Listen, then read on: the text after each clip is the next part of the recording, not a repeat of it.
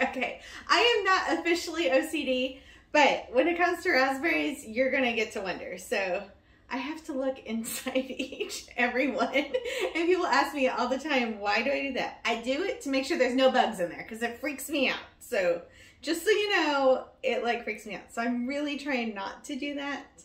And we'll just put them in. I'm going to put them gently in here. I don't normally dump them too much. I just kind of try to be gently. I'm checking for any moldy ones or smushed ones that are gonna fall apart. But not looking inside is really hard for me. If I was here all by myself, I would probably look inside every single one of these, just so you know. Here is one that looks okay, but it's going to fall apart. I know it's going to fall apart in the water.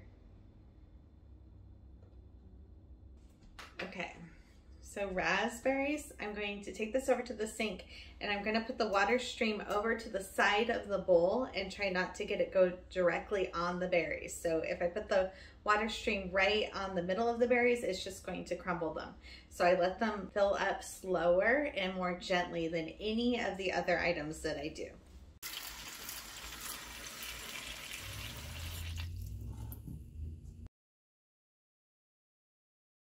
White distilled vinegar, 5% if you're in the United States.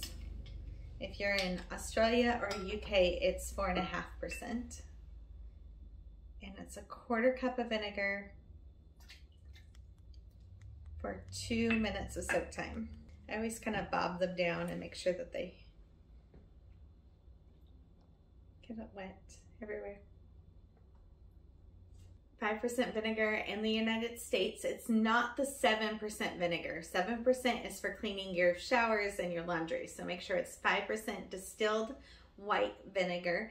I do normally buy it in the gallons and I refill these glass bottles. So I've had the glass bottle forever and I just keep refilling it with the gallon size that I keep in the pantry. I found 2 minutes is the perfect amount of time that will kill off the mold spores, E. coli, Listeria, any other bacteria and pathogens that might be on the raspberries.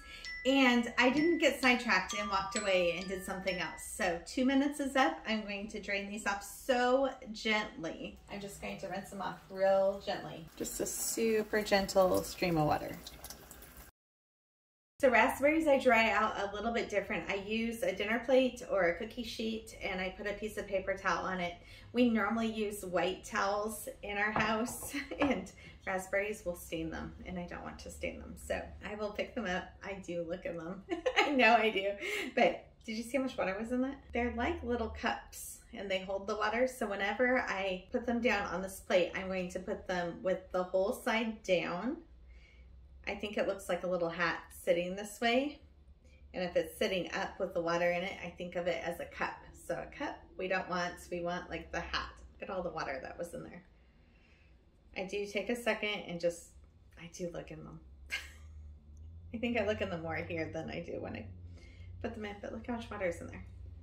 It's there. There it goes. I'm gonna let these dry for a couple hours. And if I'm tired of them sitting out, or if I'm going to bed, I can just set this whole plate in the refrigerator like this overnight and then put it in a jar tomorrow. So I put them in the same jar, only a quart-sized jar for raspberries with a paper towel at the bottom, or you can use a glass Snapware container and also with a paper towel at the bottom. It will stain a towel, so be careful. That was good. Oh, that's a good example.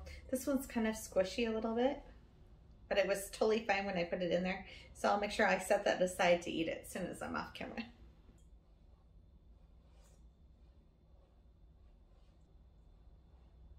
Okay, this way I know when they're all dry. These are all like great ones to have for storage and they'll last at least like 2 weeks.